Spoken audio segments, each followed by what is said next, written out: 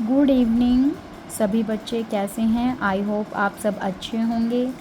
मैं आज आपको कराने वाली हूँ 10th क्लास का भूगोल का पार्ट 4 कृषि आपके सिलेबस की को ध्यान में रखते हुए देखें तो बहुत इम्पोर्टेंट चैप्टर है और ये आपके सिलेबस में आएगा, तो इसलिए मैंने आज आपका चैप्टर 4 चुना है। तो चलिए स्टार्ट करते हैं कृषि चैप्टर। ठीक है, कृषि क्या होती है? कृषि जो है एक महत्वपूर्ण क्रिया है जिसको कि हम लोग खेती बाड़ी करना भी बोलते हैं। कृषि की दृष्टि से भारत एक महत्वपूर्ण देश है, यानी कि भारत के ज़्यादातर राज्यों में कृषि की जाती है। इसकी 2/3 जनसंख्या कृषि कार्यों में संलग्न है, यानी कि भारत की जो जनसंख्या है अगर उसका 2/3 हिस्सा देखें तो वो कृषि कार्यों में संलग्न है, यानी कि उनमें लगा हुआ है। कृषि एक प्राथमिक क्रिया है जो हमारे लिए अधिकांश खाद्यान्न उत्पन्न करती है। खाद्यान्नों के अतिरिक्त यह विभिन्न उद्योगों के लिए कच्चा माल भी पैदा करती है। इसके अतिरिक्त कुछ उत्पादों जैसे चाय, कॉफ़ी, मसाले इत्यादि का निर्यात किया जाता है। तो अभी आप इसको शॉर्ट में ऐसे समझेंगे, कृषि एक प्राथमिक क्रिया है। प्राथमिक क्रिया क्या होती है? यानी कि हमारी जितनी भी क्रियाएं हैं वो तीन तरह की आर्थिक क्रियाओं में बटी होती हैं, पहली, दूसरी और तीसरी। ठीक है, तो अभी यहाँ पर आप पढ़ेंगे सबसे पहले प्राथमिक क्रियाएं जो कि हमें सीधे प्रकृति से जुड़ी हुई होती हैं, वो सभी प्राकृतिक क्रियाओं के अंतर्गत आती हैं। और कृषि हमें खाद्यान्न उपलब्ध कराती है और इसके अतिरिक्त बहुत सारा कच्चा माल जिससे हम उद्योगों को अपने भेजते हैं वो भी कृषि द्वारा ही उत्पादित किया जाता है। क्या आप कृषिगत कच्चे माल पर आधारित कुछ उद्योगों के नाम बता सकते हैं? तो बताइए सोचकर क्या क्या नाम है, कमेंट में ज़रूर बताना। तो इसके आगे हम देखते हैं कृषि के प्रकार। कृषि कितने प्रकार की होती है? कृषि हमारे देश की प्राचीन आर्थिक क्रिया है। प्राचीन मतलब बहुत समय से की जा रही है। पिछले 1000 वर्षों के दौरान भौतिक, पर्यावरण, प्रौद्योगिकी और सामाजिक सांस्कृतिक रीति रिवाजों के अनुसार खेती करने की विधियों में सार्थक परिवर्तन हुआ है। यानी कि है तो ये बहुत पुरानी, लेकिन समय के साथ साथ इसमें बदलाव भी आते गए हैं। जीवन निर्वाह खेती से लेकर वाणिज्यिक खेती तक कृषि ने अनेक प्रकार हैं। वर्तमान समय में भारत के विभिन्न भागों में निम्नलिखित प्रकार के कृषि तंत्र अपनाए गए हैं। जैसे कि भारत में जो है अगर हम देखें तो निर्वाह कृषि से लेकर, निर्वाह का मतलब होता है अपने जीवन की डेली आवश्यकताओं की जो पूर्ति होती है उसके लिए खेती करना, और वाणिज्य का मतलब होता है व्यापार के लिए खेती करना, यानी कि बेचने के लिए खेती करना। प्रारंभिक जीविका निर्वाह कृषि क्या होती है? इस प्रकार की कृषि भारत के कुछ भागों में अभी भी की जाती है। इसमें क्या किया जाता है? इसमें जीवन निर्वाह करने के लिए भूमि के एक छोटे टुकड़े को औजारों जैसे लकड़ी और हल आदि की मदद से उसको पहले साफ़ किया जाता है और उसको छोटे हिस्से को की खुदाई की जाती है और ये ज़्यादातर परिवार के द्वारा ही किया जाता है। इस प्रकार की जो कृषि होती है वो मॉनसून, मृदा की उर्वरकता और फसल उगाने के लिए अन्य पर्यावरणीय परिस्थितियों पर निर्भर करती है, यानी कि जैसी परिस्थितियाँ होती हैं उसी हिसाब से ये कृषि की जाती है। तो इसको कर्तन एवं दहन कृषि भी कहते हैं। यह कर्तन एवं दहन कृषि भी होती है, इंग्लिश में इसको स्लैश एंड बर्न के नाम से जानते हैं। किसान जमीन के टुकड़े साफ करके उन पर अपने परिवार के भरण पोषण के लिए अनाज व अन्य खाद्य फसलें उगाते हैं। जब मृदा की उर्वरकता कम हो जाती है तो किसान उस भूमि के टुकड़े से स्थानांतरित हो जाते हैं और कृषि के लिए भूमि का दूसरा टुकड़ा साफ करते हैं।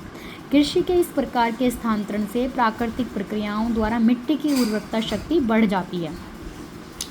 तो क्या होता है कृत्रिम दहन कृषि में, मैं आपको इजी तरीके से समझाती हूँ कि जैसे किसी एक भूमि के छोटे टुकड़े को पहले साफ़ किया जाता है, अगर उस पे जंगल हैं तो उनको काटा जाता है उन पेड़ों को, फिर उनको जला दिया जाता है और उससे जो राख बचती है उसको मिट्टी में मिला दिया जाता है, और फिर वह जब वो उर्वरक हो जाती है तो उसको फिर मिट्टी के अंदर मिला दिया जिससे कि मिट्टी उपजाऊ हो जाती है और इसके बाद फिर उस पर कृषि की जाती है।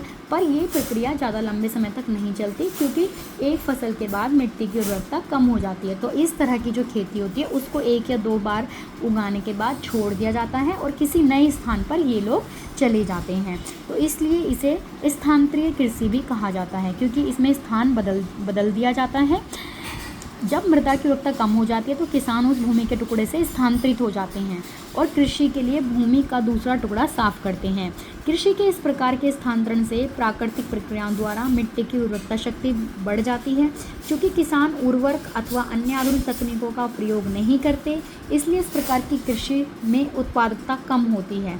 देश के विभिन्न भागों में इस प्रकार की कृषि को विभिन्न नामों से जाना जाता है। अब सभी बच्चे यहाँ पर अंडरलाइन कर लेंगे क्योंकि ये बहुत ही महत्वपूर्ण यहाँ से प्रश्न बनता है। उत्तर पूर्वी राज्यों असम, मेघालय, मिजोरम और नागालैंड जैसे राज्यों में इसको झूम के नाम से जाना जाता है। झूम खेती, वहाँ पर ये झूम खेती के नाम से प्रचलित है। मणिपुर में पामलू और छत्तीसगढ़ के बस्तर जिले और अंडमान निकोबार द्वीप समूह में इसे दीपा कहा जाता है। झूम का मतलब होता है कर्तन दहन प्रणाली। कृषि को मैक्सिको और मध्य एशिया में मिल्पा, वेनेजुएला में कोनुको, ब्राज़ील में रोका। ये भी वेरी इंपॉर्टेंट है, बहुत बार पूछा जाता है कि ब्राज़ील में स्थानांतरीय कृषि को क्या कहा जाता है, तो ये इसमें ब्राज़ील में इसको रोका कहते हैं। मध्य अफ्रीका में मसेलो, इंडोनेशिया में लदांग और वियतनाम में रे के नाम से जाना जाता है। भारत में भी यह प्रारंभिक किस्म की खेती अनेक नामों से जानी जाती है, जैसे मध्य प्रदेश में बेबर या दहिया, आंध्र प्रदेश में पोड़ू अथवा पेंडा, ओडिशा में पामाडाबी या कोमान या बिरंग, पश्चिमी घाट में कुमारी, दक्षिण पूर्वी राजस्थान में वालरे या वॉल्टर, हिमालय क्षेत्र में खिल, झारखंड में पुरुआ और उत्तर पूर्वी प्रदेशों में झूम आदि इस तरीके से इसको बुलाया जाता है।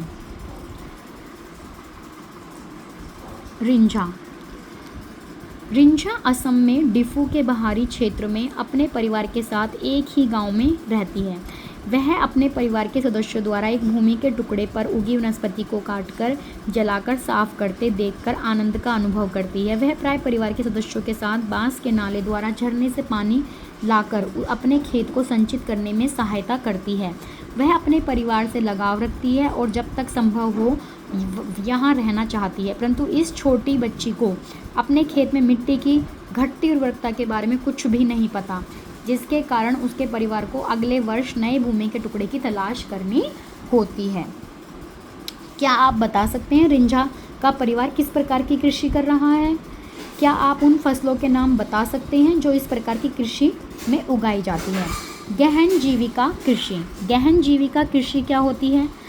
अभी हमने प्रारंभिक जीविका निर्वाह कृषि पढ़ी थी, जिसे हम कृतन दहन कृषि, स्थानांतरित कृषि, झूम कृषि, मिल्पा और रोका आदि नामों से जानते हैं। अब आता है हमारा दूसरा तरीका कृषि का, जिसे हम गहन निर्वाह कृषि, गहन जीविका कृषि के नाम से जानते हैं।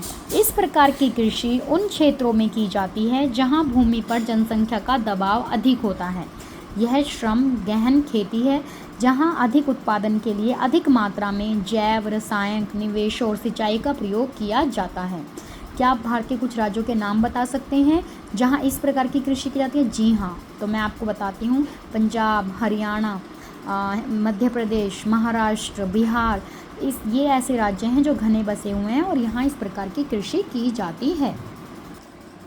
भूस्वामित्व में विरासत के अधिकार के कारण पीढ़ी दर पीढ़ी जोतों का आकार छोटा और अलाभप्रद होता जा रहा है और किसान वैकल्पिक रोजगार न होने के कारण सीमित भूमि से अधिक पैदावार लेने की कोशिश करते हैं, अतः कृषि भूमि पर बहुत अधिक दबाव है। यहाँ पर इस पैराग्राफ में बहुत ही अच्छी बात समझाई गई है, जैसे कि भूस्वामित्व यानी कि जैसे एक भूमि है उस पर जैसे कि आपके पापा हैं, आपके पास जो भूमि है, जब वो भूमि आपके भाइयों में बटेगी तो मान लो किसी के 2 बेटे हैं, किसी के 3 बेटे हैं, तो वो 3 टुकड़ों में या 2 टुकड़ों में बट जाएगी। उसके बाद उसका जो आकार है वो ऐसे छोटा होता जाता है, क्योंकि जो हमें ज़मीन मिली है वो हमारे दादाजी से मिली है और दादाजी को उनके फादर से मिली थी। तो इस तरीके से जो जोत हैं, जोत मतलब खेत, उनका आकार हर साल छोटा होता जाता है पीढ़ी दर पीढ़ी, यानी कि एक पीढ़ी के बाद जो दूसरी पीढ़ी को ज़मीन मिलती है वो थोड़ी छोटी हो जाती है। तो इससे क्या होता है, इससे सीमित पैदावार होती है और लोग उससे ज़्यादा पैदावार करना चाहते हैं, तो इससे कृषि पर बहुत अधिक दबाव हो गया है। कृषि का जो तीसरा प्रकार है वो है वाणिज्यिक कृषि। जैसे कि मैंने आपको शुरुआत में ही बताया था, वाणिज्यिक कृषि जो होती है वो व्यापार के उद्देश्य से की जाती है। इस प्रकार की कृषि के मुख्य लक्षण आधुनिक निवेशों जैसे अधिक पैदावार देने वाले बीजों, रासायनिक उर्वरकों और कीटनाशकों के प्रयोग से उच्च पैदावार प्राप्त करना है। कृषि के वाणिज्यीकरण का स्तर विभिन्न प्रदेशों में अलग अलग है। उदाहरण के लिए हरियाणा और पंजाब में चावल वाणिज्य की एक फसल है, परंतु उड़ीसा में यह एक जीविका फसल है। क्या आप उन फसलों में कुछ उदाहरण दे सकते हैं जो एक प्रदेश में वाणिज्यिक फसल के रूप में है और दूसरे प्रदेश में जीविका फसल के रूप में उगाई जाती हैं? रोपण कृषि भी एक प्रकार की वाणिज्यिक कृषि होती है। इस प्रकार की खेती में लंबे चौड़े क्षेत्र में एकल फसल उगाई जाती है। रोपण कृषि उद्योग और कृषि के बीच एक अंतरापृष्ठ है। रोपण कृषि व्यापक क्षेत्र में की जाती है जो अत्यधिक पूंजी और श्रमिकों की सहायता से की जाती है। इससे प्राप्त सारा उत्पादन उद्योग में कच्चे माल के रूप में प्रयोग होता है। भारत में चाय, कॉफ़ी, रबड़, गन्ना, केला आदि महत्वपूर्ण फसलें हैं। असम और उत्तरी बंगाल में चाय, कर्नाटक में कॉफ़ी और अन्य मुख्य रोपण फसलें हैं। चूँकि रोपण कृषि में उत्पादन बिक्री के लिए होता है, इसलिए इसके विपरीत विकास में परिवहन और संचार साधन से संबंधित उद्योग और बाजार महत्वपूर्ण योगदान देते हैं।